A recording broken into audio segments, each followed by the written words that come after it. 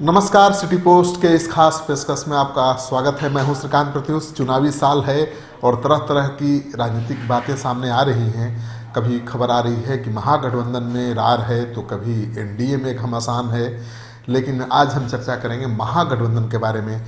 आपको पता है कि महागठबंधन में प्रमुख 5 घटक दल हैं। सबसे बड़ा दल आरजेडी है, इसके बाद कांग्रेस पार्टी है, वीआईपी पार्टी है जिसके नेता सन ऑफ मलाह के नाम से मशहूर मुकेश सहनी हैं, रालोसपा पार्टी है यानी उपेंद्र कुशवाहा की पार्टी है, जीतन राम मांझी की पार्टी हम पार्टी है, और वाम दल भी साथ आ सकते हैं।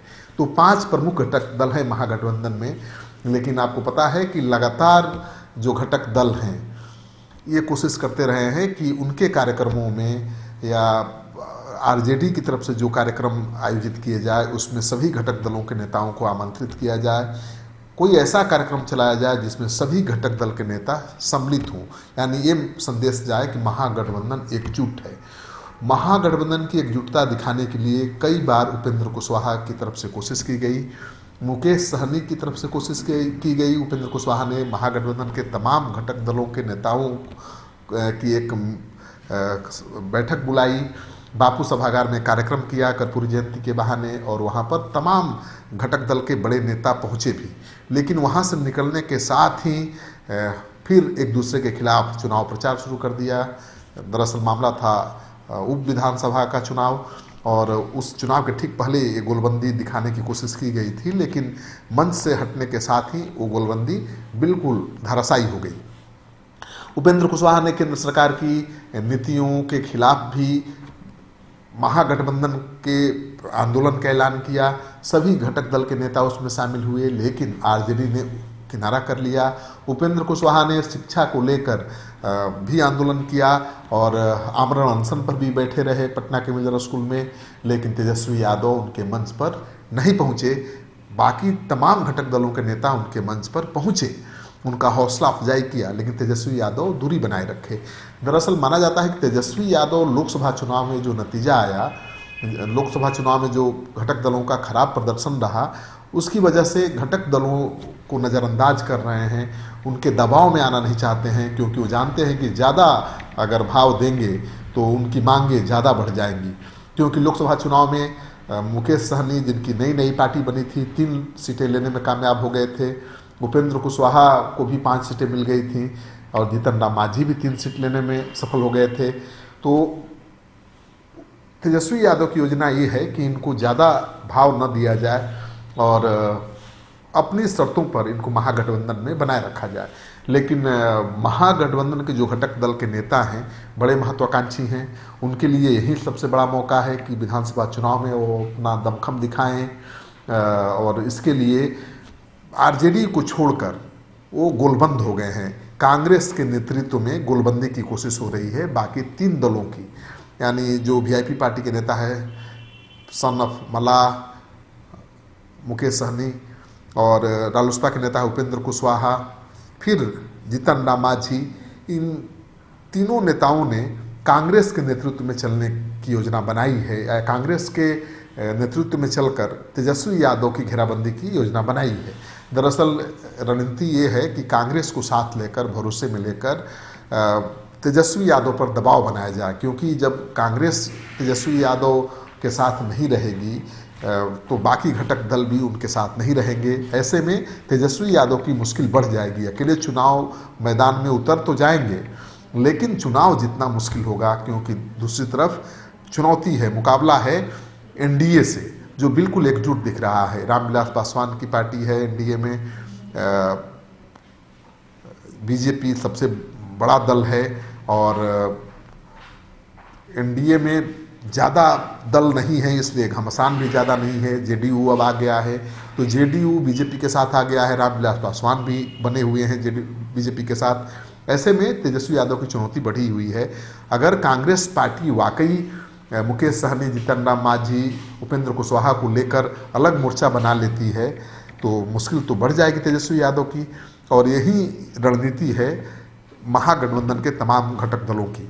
तो सूत्रों के हवाले से जो खबर आ रही है कि जीतन राम मांझी, मुकेश सहनी उपेंद्र कुशवाहा तीनों प्रशांत किशोर से मिल चुके हैं। जी हाँ, देश के जाने माने जो चुनावी रणनीतिकार हैं, जेडीयू से अलग हो चुके हैं, प्रशांत किशोर उनसे मिल चुके हैं तीनों नेता। और जो उनको विश्वास भी है कि प्रशांत किशोर उनकी मदद करेंगे, तो प्रशांत किशोर उनकी मदद कर सकते हैं। कांग्रेस में उनकी अच्छी पैठ है। प्रशांत किशोर का ये रुतबा जरूर है कि वो किसी भी दल के किसी भी बड़े नेता से तुरंत संपर्क साध सकते हैं, बातचीत को आगे बढ़ा सकते हैं। तो प्रशांत किशोर पर जो महागठबंधन के घटक दल के नेता हैं वो भरोसा कर रहे हैं और उनकी मदद से कांग्रेस के नेतृत्व में गुलबंद होकर तेजस्वी यादव को दबाव में लेने की कोशिश कर रहे हैं। अब देखिए किस हद तक वो सफल हो पाएंगे, क्योंकि महागठबंधन में सबसे दमदार पार्टी तो आरजेडी ही है। आरजेडी के पास सॉलिड वोट बैंक है। यादव पूरी तरह से आरजेडी के साथ खड़े हैं, अल्पसंख्यक तो बिल्कुल गुलबंद हैं। ऐसे में आरजेडी के बगैर तीसरा मोर्चा अगर कांग्रेस पार्टी बना भी लेती है तो बहुत ज़्यादा सफलता नहीं मिलने वाली है। तो दोनों की मजबूरी है एक दूसरे का साथ देना, लेकिन घटक दल चाहते हैं कि उनको भी मान सम्मान मिले, उनको भी भाव मिले और उनको भी जितनी सीटें चाहते हैं वो मिले। देखिए जिस तरह से मुकेश सहनी ने सिटी पोस्ट के साथ खास बातचीत में कहा कि महागठबंधन में हम 4 दल एकजुट हैं, Congress party, VIP party, Ralospa और हम पार्टी। अगर तेजस्वी यादव नहीं साथ आते हैं तो भी कोई फर्क नहीं पड़ता है। तो जिस तरह से ये 4 दलों के नेता गुलबंद होने का संदेश दे रहे हैं, जिस तरह से कांग्रेस के नेता ये कहने लगे हैं कि अब सोनिया गांधी तय करेगी कि बिहार में महागठबंधन का नेता कौन होगा, मुख्यमंत्री पद का दावेदार कौन होगा। जिस तरह से आरजेडी को अलग थलग छोड़ करके इन 4 दलों के नेताओं ने कोऑर्डिनेशन कमेटी बना लिया है और कोऑर्डिनेशन कमेटी के अध्यक्ष के पद पर कांग्रेस पार्टी के नेता को बिठाने का या चुनने का मन बना लिया है, उससे तो साफ है कि ये चारों घटक दल मिलकर तेजस्वी यादव पर जोरदार दबाव बनाने की कोशिश में है। अब देखना यह है कि उनकी ये कोशिश किस हद तक कामयाब हो पाती है। दरअसल वो अकेले चुनाव लड़ना नहीं चाहते हैं।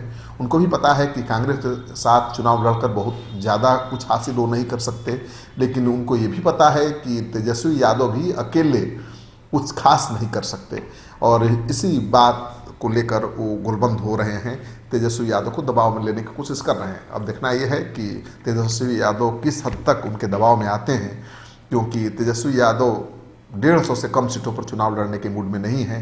कांग्रेस पार्टी जो पिछली बार 40 सीटों पर चुनाव लड़ी थी, 27 सीटें जीतने में कामयाब हुई थी, उसका मनोबल बढ़ा हुआ है और वो ज़्यादा सीट लेने के फिराक में है। कांग्रेस पार्टी की बैठक हुई थी पूर्व विधायकों की, नेताओं की, और उसमें ज़्यादातर लोगों ने 100 सीटों की मांग की। तो सवाल ये उठता है कि तेजस्वी यादव कैसे कांग्रेस को 100 सीट दे पाएंगे, कैसे जीतन राम मांझी को 30 सीट, मुकेश सहनी को 30 सीट और उपेंद्र कुशवाहा को उतनी ही सीट दे पाएंगे। सीट तो 243 ही हैं, इन्हीं में से बंटवारा करना है और तेजस्वी यादव 150 से कम सीटों पर लड़ने के मूड में नहीं दिखते हैं। तो तेजस्वी यादव अगर 150 सीटों पर लड़ते हैं और 50 सीट भी कांग्रेस पार्टी को देते हैं तो केवल 43 सीटें बचेंगी बाकी 3 घटक दलों के लिए जो मंजूर नहीं है, उपेंद्र कुशवाहा को, मुकेश सहनी को और जीतन राम मांझी को। तो बड़ी तस्वीर उलझी हुई है। हम भी इंतजार कर रहे हैं, आप भी इंतजार करिए, ये तस्वीर बहुत जल्द क्लियर हो जाएगी। अभी विधानसभा का सत्र चल रहा है, 31 तक के सत्र चलना है और इस सत्र के समाप्ति के बाद चुनावी मोड में पूरी तरह से नेता आ जाएंगे, राजनीतिक दल आ जाएंगे, खूब भाग दौड़ मचेगी, दल बदल की शुरुआत होगी, कोई दल छोड़ेगा, कोई दल पकड़ेगा। हमारी पल पल की खबर पर नज़र बनी रहेगी। हम लगातार आपके लिए इस तरह के विश्लेषण लेकर आते रहेंगे।